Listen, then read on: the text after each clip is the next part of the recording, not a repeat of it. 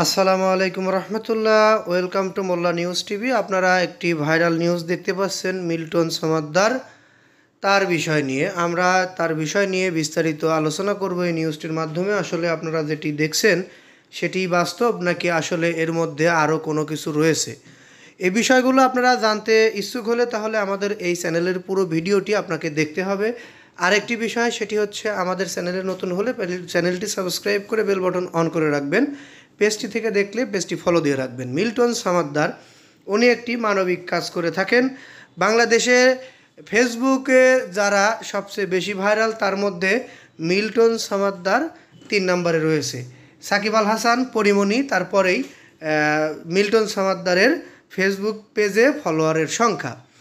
সেখান থেকে সেই বিষয়টি কাজে লাগিয়েই সে রাস্তা থেকে দুস্থ, গরিব, পাগল, যারা আসলে অতি দরিদ্র সীমার নিচে পাগলের মতো ঘুরে বেড়ায় তাদেরকে ধরে নিয়ে গিয়ে তার একটি প্রতিষ্ঠান রয়েছে, সেই প্রতিষ্ঠানে জায়গা করে দেয় এবং সেখানে তাদেরকে সুস্থ করে খাওয়া দাওয়ার ব্যবস্থা করে।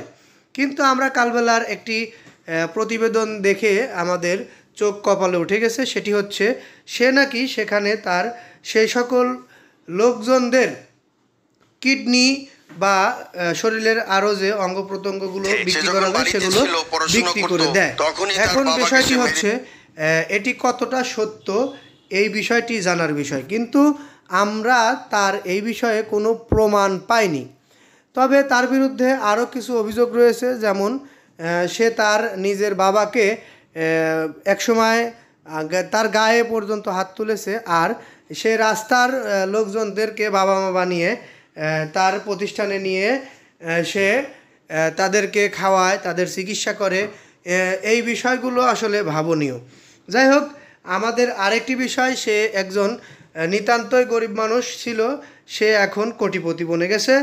এই বিষয়টি আরও আমাদেরকে ভাবায়। যাই হোক, ভাবছি আমরা, দেখিনি কিছু, তাই আমরা সরাসরি বলতে পারছি না। তবে আমরা সামাজিক যোগাযোগ মাধ্যম বা অন্য অন্য যে চ্যানেলগুলো থেকে আমরা দেখতে পাচ্ছি বিষয়গুলো, সেগুলো কিন্তু আমরা এখনও বুঝতে পারছি না আসলে ঘটনাটা কী। প্রশাসনের দৃষ্টিতে চলে গেছে। এখন প্রশাসনের দায়িত্ব হবে এই বিষয়ের একটি সুস্থ তদন্ত করে যদি সে দোষী হয় তাকে যথাযথ শাস্তির আওতায় নিয়ে আসা। আর যদি সে দোষী না হয় তাহলে প্রথমে যে তার বিরুদ্ধে এরকম ধরনের একটি নিউজ করেছে তার বিরুদ্ধেও যথাযথ আইনানুগ ব্যবস্থা নেওয়া।